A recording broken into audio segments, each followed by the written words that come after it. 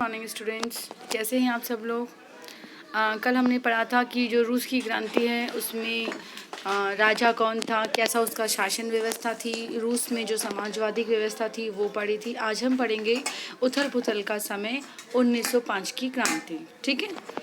रूस एक निरंकुश राजशाही था। ठीक है, जो मैंने आपको कल भी बताया था, उस पर किसी का भी कोई प्रेशर नहीं था। अन्य यूरोपीय शासकों के विपरीत 20वीं सदी की शुरुआत में जार राष्ट्रीय संसद के अधीन नहीं था, अपनी मनमानी एक तानाशाही शासक था। उदारवादियों ने इस स्थिति को खत्म करने के लिए बड़े पैमाने पर मुहिम चलाई। 1905 की क्रांति के दौरान उन्होंने संविधान की रचना के लिए सोशल डेमोक्रेट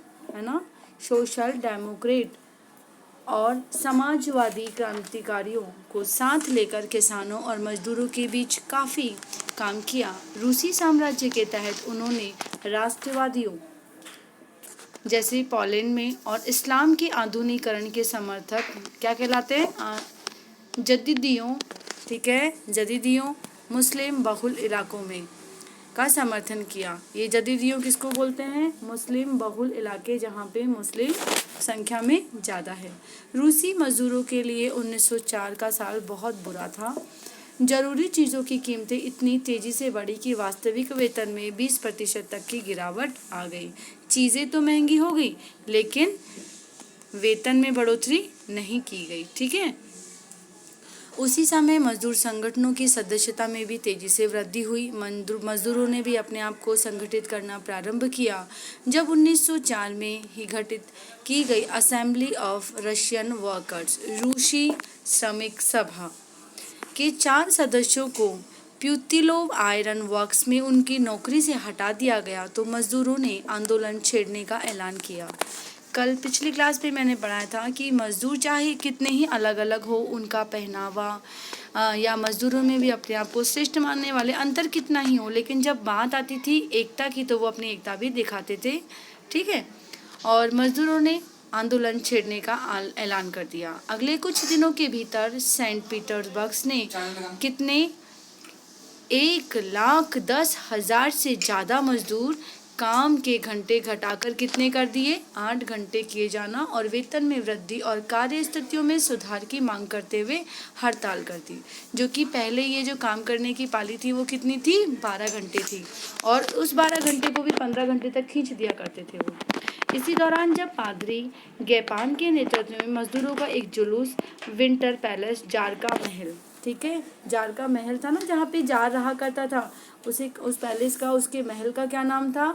विंटर पैलेस के सामने पहुंचा तो पुलिस और कॉसेक्स ने मजदूरों पर हमला बोल दिया। ठीक है।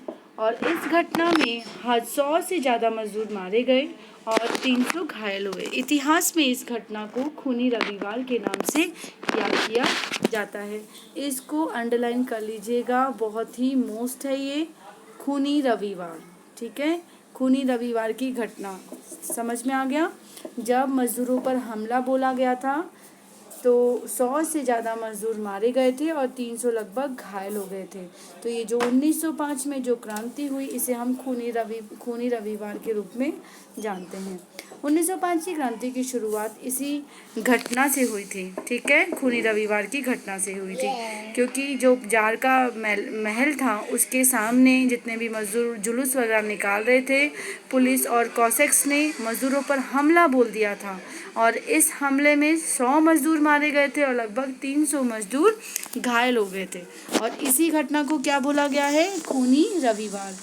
क्वेश्चन इस तरीके से आता है कि खूनी रविवार की घटना को स्पष्ट कीजिए। खूनी रविवार की घटना क्या है? जब नागरिक स्वतंत्रता के अभाव का विरोध करते हुए विद्यार्थी अपने कक्षाओं का बहिष्कार करने लगे तो विद्यार्थी भी बंद कर दिए गए।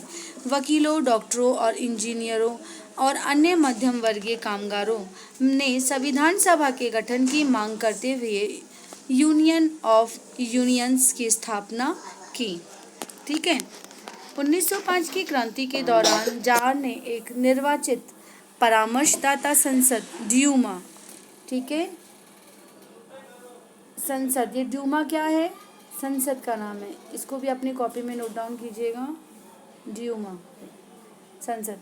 क्रांति के बाद क्रांति के समय कुछ दिन तक फैक्ट्री मजदूरों की बहुत सारी ट्रेड यूनियनें और फैक्ट्री कमेटियां भी अस्तित्व में रही। मतलब मजदूरों ने अपने आप को संगठित करना प्रारंभ कर दिया, बहुत सारी यूनियंस बनाई, उन्होंने अपनी समितियां बनाई विरोध करने के लिए। 1905 के बाद ऐसी ज़्यादातर कमेटियां और यूनियनें अनाधिकृत रूप से काम करने लगी, क्योंकि उन्हें गैरकानूनी घोषित कर दिया गया था। राजनीतिक गतिविधियों पर भारी पाबंदियां लगा दी गई। जार ने पहली ड्यूमा को मात्र 75 दिन के भीतर और पुनर्निर्वाचित दूसरी ड्यूमा, पुनर्निर्वाचित मतलब दोबारा से निर्वाचित की गई ड्यूमा मतलब वहाँ की संसद को 3 महीने के लिए भीतर ही बर्खास्त कर दिया। वह किसी तरह की जवाबदेही या अपनी सत्ता पर किसी तरह का अंकुश नहीं चाहता था। कौन? जार। उसने मतदान कानूनों में फेरबदल करके तीसरी ड्यूमा में रूढ़िवादी राजनेताओं को भर डाला। रूढ़िवादी का मतलब होता है जो पुरानी परंपराओं में चले आ रहे हैं, किसी तरह की अपनी शासन व्यवस्थाओं में अंतर नहीं चाहते ना, बदलाव नहीं चाहते, वो रूढ़ी। और उदारवादियों और क्रांतिकारियों को बाहर रखा गया, जो अपने विचारों से दूसरों को प्रभावित कर सकते हैं, दूसरे मतलब एक क्रांतिकारी युग की शुरुआत कर सकते हैं ना, ऐसे लोगों को तो उससे बाहर रखा गया। ठीक है, अब बात करते हैं पहला विश्व युद्ध और रूसी साम्राज्य। पहला विश्व युद्ध 1914 में लड़ा गया था और रूस ने भी इसमें पार्टिसिपेट किया था, लेकिन रूस की जो स्थिति थी वो देखते हैं कैसी थी। 1914 से 1918 के बीच में जो युद्ध लड़ा गया वो था प्रथम विश्व युद्ध। 1914 में यूरोपीय गठबंधनों के बीच युद्ध छिड़ा। एक खेमे में कौन थे? जर्मनी, ऑस्ट्रिया और तुर्की केंद्रीय शक्तियां थी। ठीक है, 2 ग्रुप थे। एक ग्रुप में कौन थे? जर्मनी, ऑस्ट्रिया और तुर्की। तो दूसरे खेमे में कौन थे? फ्रांस, ब्रिटेन और रूस। ठीक है, बाद में इटली और रोमानिया भी इस खेमे में शामिल हो गए थे। इन सभी देशों के पास विशाल वैश्विक साम्राज्य थे, इसीलिए यूरोप के साथ साथ यह युद्ध यूरोप के बाहर भी फैल गया। इसी युद्ध को पहला विश्व युद्ध कहते हैं। ठीक है, आपको अपनी कॉपी में नोट डाउन करना है। 1914 में 2 संगठन थे। एक संगठन यानी एक ग्रुप में थे जर्मनी, ऑस्ट्रिया, तुर्की, और दूसरे खेमे में थे फ्रांस, ब्रिटेन, रूस। बाद में इटली और रोमानिया भी इसमें शामिल हो गए थे। और ये दोनों ही सब के सब कैसे थे? विशाल साम्राज्य वाले थे। और इन्हीं के बीच में लड़ा गया जो युद्ध था, इसको हम किस नाम से जानते हैं? किस नाम से जानते हैं? पहले विश्व युद्ध के नाम से जानते हैं। इस युद्ध को शुरू में रूसियों का काफ़ी समर्थन मिला, जनता ने जार का साथ दिया। लेकिन जैसे जैसे युद्ध लंबा खिंचता चला गया, जार ने ड्यूमा में मौजूद मुख्य पार्टियों से सलाह लेना छोड़ दिया, जो कि ड्यूमा क्या थी? संसद थी वहाँ की, और उसने छोड़ दिया। परिणाम स्वरूप क्या हुआ? उसके प्रति जन समर्थन कम होने लगा, लोगों में इसकी लोकप्रियता कम होने लगी। जर्मनी विरोधी भावनाएं दिनों दिन बलवती होने लगी। जर्मनी विरोधी भावनाओं के कारण ही लोगों ने सेंट पीटर्सबर्ग का नाम बदलकर पेट्रोग्राद रख दिया। ठीक है, सेंट पीटर्सबर्ग का नाम बदलकर पेट्रोग्राद रख दिया, क्योंकि सेंट पीटर्सबर्ग जर्मन नाम था। जारीना जार की पत्नी, जार की महारानी अलेक्सांद्रा की जर्मन मूल का होने और उसकी घटिया सलाहकार, खास तौर पर रासपुतीन, ये जो मंत्री थे ना, मैंने आपको बताया था ना कि रासपुतीन और उसकी जो पत्नी है जरीना का विशेष रूप से प्रभाव था जार के ऊपर। एक सन्यासी ने राजशाही को और भी अलोकप्रिय बना दिया। प्रथम विश्व युद्ध के पूर्वी मोर्चे पर चल रही लड़ाई पश्चिमी मोर्चे की लड़ाई से भिन्न थी। पश्चिम में सैनिक पूर्वी फ्रांस की सीमा पर बनी खाइयों से लड़ाई लड़ रहे थे, जबकि पूर्वी मोर्चे पर सेना ने काफ़ी बड़ा फैसला तय कर लिया था। इस मोर्चे पर बहुत सारे सैनिक मौत के मुंह में जा चुके थे। सेना की पराजय ने रूसियों का मनोबल तोड़ दिया। 1914 से 1916 के बीच जर्मनी और ऑस्ट्रिया में रूसी सेनाओं में भारी पराजय झेलनी पड़ी। ठीक है, 1914 से 1917 के बीच में जर्मनी और ऑस्ट्रिया में रूसी सेनाओं को भारी पराजय झेलनी पड़ी। 1917 में लगभग 70 लाख लोग मारे जा चुके थे। पीछे हटती रूसी सेनाओं ने रास्ते में पड़ने वाली फसलों और इमारतों को भी नष्ट करना शुरू कर दिया, ताकि दुश्मन सेना वहां टिक नहीं सके। फसलों और इमारतों के विनाश से रूस में 30 लाख से ज़्यादा लोग शरणार्थी आ गए थे। शरणार्थी का मतलब जानते हो ना, जो शरणागत होते हैं, शरण में आ जाते हैं। इन हालात ने सरकार और जार दोनों को अलोकप्रिय बना दिया। सिपाही भी युद्ध से तंग आ चुके थे। अब वे लड़ना नहीं चाहते थे क्योंकि उनका मनोबल पूरी तरीके से टूट गया था और रूस की हर जगह हार ही दिखाई दे रही थी। ये देखिए कितने सारे व्यक्ति हैं ना, क्या है युद्ध। ये चित्र जो बताया गया है, देखिए ये वाला, इस चित्र में क्या है, पहले विश्व युद्ध के दौरान जो रूसी सिपाही हैं, इनको चेहरे को देख के पता लग सकता है कि कितने वो हैं, मतलब इनके अंदर युद्ध करने की वो नहीं थी, मनोबल नहीं था। ठीक है, वो युद्ध निष्ठा जो थी ना, वो पूरी तरीके से ख़त्म हो गई थी और जार की सत्ता के आगे सब लोग निरुत्साहित हो चुके थे। देखिए क्या है, शाही सेना को रूसी स्टीम रोलर कहा जाता था। यह दुनिया की सबसे बड़ी सशस्त्र सेना थी। जब इस सेना ने अपने निष्ठा बदलकर क्रांतिकारियों को समर्थन देना शुरू किया तो जार की सत्ता ढह गई, क्योंकि जार के प्रति इनका क्या हो गया था, ये विरोध में आ गए थे और जार के प्रति इनकी जो स्वामी भक्ति थी, राष्ट्रभक्ति थी, वो खत्म होने जा रही थी। और लास्ट में इन्होंने क्या किया था, क्रांतिकारियों का संगठन, क्रांतिकारी जो थे उनका इन्होंने समर्थन किया।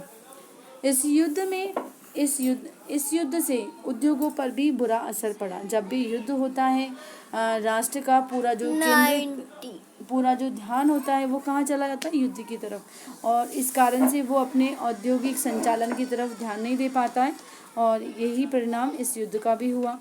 रूस में भी युद्ध से उद्योगों पर बहुत ही बुरा असर पड़ा। रूस के अपने उद्योग तो वैसे ही बहुत कम थे, वैसे ही वहाँ पे औद्योगिकरण कम हुआ करता था। अब तो बाहर से मिलने वाली आपूर्ति भी बंद हो गई, क्योंकि बाल्टिक समुद्र में जिस रास्ते से विदेशी औद्योगिक सामान आते थे उस पर जर्मनी का कब्जा हो गया था, क्योंकि जर्मनी दूसरे ग्रुप में था ना, 2 दल हुए थे, इसमें एक ग्रुप के अंदर जर्मनी था।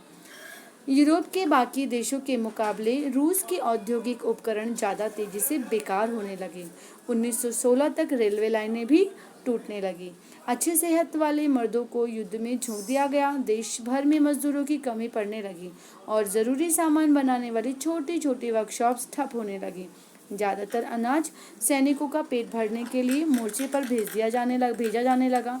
शहरों में रहने वाले लोगों के लिए रोटी और आटे की क्या हो गई, किल्लत हो गई, कमी हो गई। 1916 की सर्दियों में रोटी की दुकानों पर अक्सर दंगे होने लगे, क्योंकि लोगों को खाने के लिए रोटी तो चाहिए ही ना।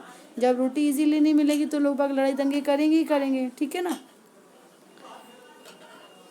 अब ये हमने पढ़ा कि जो क्रांति हुई उस क्रांति के दौरान रूस में क्या स्थिति पैदा हो गई थी। ठीक है स्टूडेंट्स, आप मेन जो हेडलाइंस है उसको अपनी कॉपी में नोट डाउन कर लीजिएगा, जैसे कि मैं आपको हर बार बताती हूँ, और आगे का हम नेक्स्ट क्लास में पढ़ेंगे।